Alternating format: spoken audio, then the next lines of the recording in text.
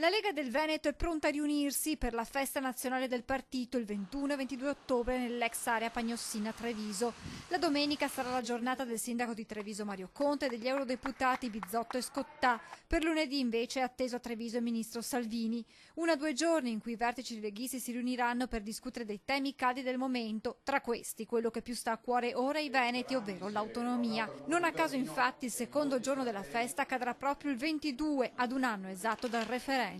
Lunedì ci sarà Luca Zaia con Matteo Salvini, con tutti i parlamentari a Roma per dare un manforte a questo passaggio importante dell'autonomia con il governo centrale, con un ministro dell'interno, per un confronto, diciamo chiaramente amichevole, proprio sull'autonomia per far valere le ragioni del Veneto. 12 mesi dopo è tempo di un bilancio per un percorso che, spiega D'Arè, sta andando avanti. L'autonomia muove i primi passi grazie ai nostri ministri Stefani e naturalmente a Fontana.